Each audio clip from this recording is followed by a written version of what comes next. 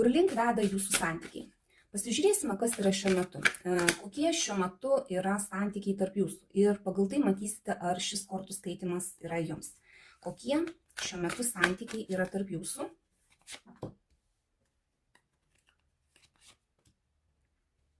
Na, žiūrėkit, santykiai šiuo metu yra pakankamai stabilus, nusistovėję, galbūt yra kažkokie tai įsipareigojimai santykiuose tarp jūsų, bet jie tiesiog stabiliai stovi, niekur nejuda, nei pirmyn, nei atgal, taip kaip yra dabar.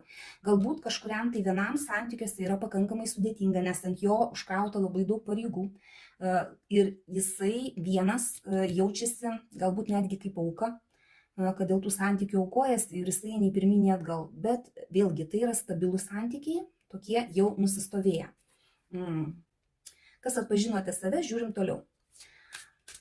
Kas šiuo metu labiausiai veikia jūsų santykius?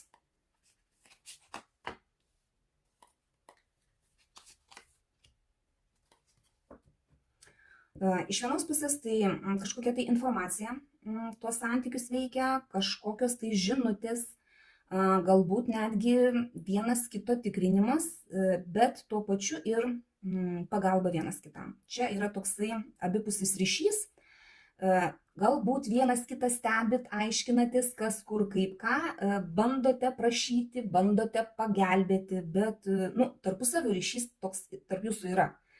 Ir tai labai veikia jūsų santykius, kadangi jūs vienas kitam padedat, arba vienas kažkuris tai padeda, kitas priima tą pagalbą, gali keistis. Vienas iki vienas padeda, kitas iki kitas, bet toksai tarpusavio jūsų supratimas, tarpusavio pagalba ir tarpusavio ryšys yra. Čia nėra taip, kad būtų kažkokie atšalę santykiai ar kažkas panašaus. Ko jūs vienas apie kitą nematote, nepastebite. Pirmiausia, žiūrime, ko jūs nematote apie savo partnerį.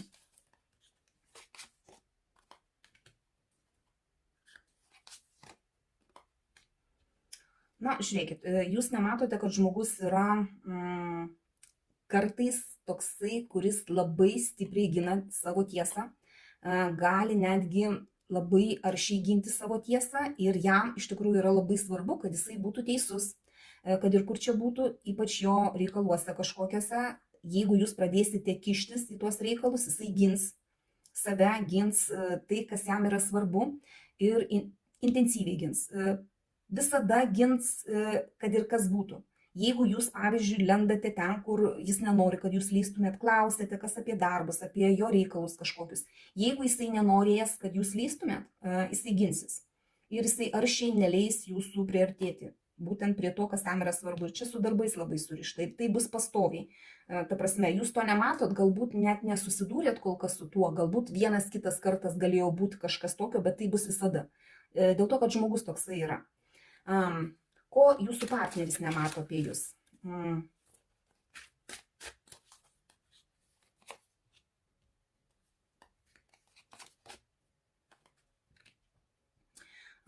Jūsų partneris nemato, kad jūs esate energingas žmogus, kad jūs nesėdėsit vienoje vietoje atsisėdus ar atsisėdęs. Iš tikrųjų dėl to, kad visą laiką nusistatinėsit savo naujus tikslus ir eisit tų tikslų link. Ir jūs ves link tų tikslų iš tikrųjų emocijos, jūsų vidinis toks nusiteikimas, sugalvojot kažką ir galbūt netgi nelabai apsvarstę gerai, nepasvėrę visus už ir prieš, jūs emocijų vedami galite eiti tų tikslų link. Ir čia labai svarbu, kad jūs galite ir vieni eiti tų tikslų link, nežiūrint jūsų partnerio. Galit kartu, bet jeigu partneris nepritars jūsų tikslams, jūs drąsiai galite eiti vieni į tuos tikslus ir tuos tikslus įgyvendinti.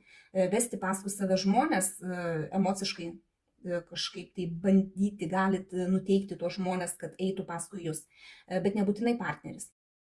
Kas dabar stabdo santykių judėjimą?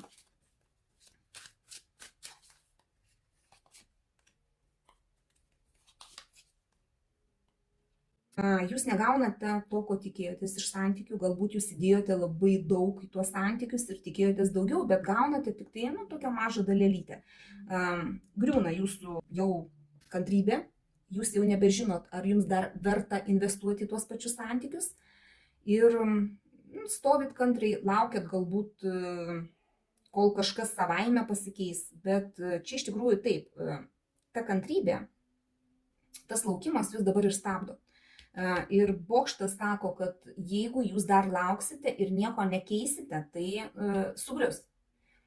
Sugrius tas, kas jau pas jūs dabar yra, tas nusistovėjimas kažkoks, ta kantrybė jūsų trūks. Kokia artimiausia šių santykių kryptis, kur link jie judės?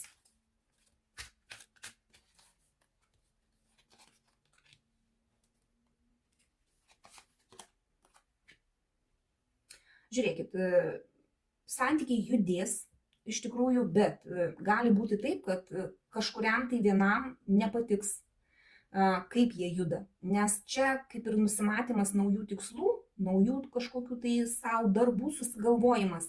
Ir mažai žingsneliais einama link tų tikslų, bet tie tikslai gali skaudinti.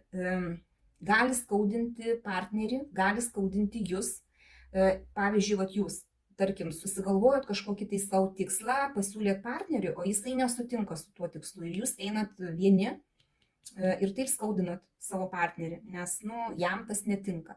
Arba kita medalio pusė. Partneris galbūt kažką tai pasiūlė, arba vienas kažką tai daro, neįsitraukia jūsų į savo kažkokius tai darbus, į savo kažkokius tikslus, vienas kažkur tai eina ir tuo skaudina jūs. Gerai, dar pasižiūrim tada patarimą jums, kaip elgtis.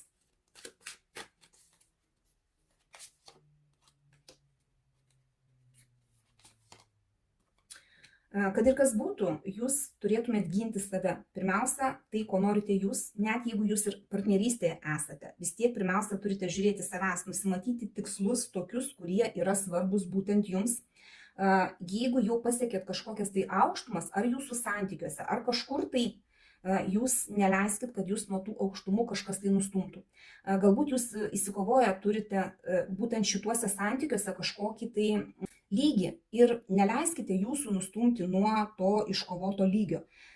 Čia, jeigu ir darysite kažkokius tai žingsnius į priekį, jeigu ir planuosite kažką, labai stipriai pagalvokite apie tai, ką įtraukėte į savo planus, kokius partnerius, ar čia šitą partnerį įtraukėte, ar kažkokius aplinkinius žmonės dėl savo tikslų pasiekimų, nes nuo to priklausys rezultatas.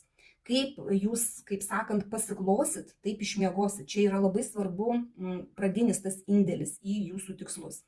Tai va, patarimas šį kartą toks, priimkite tik tai, kas rezonuoja, visą kitą paleiskite. Dėkoju už jūsų laiką, širdutes ir iki sekančio karto.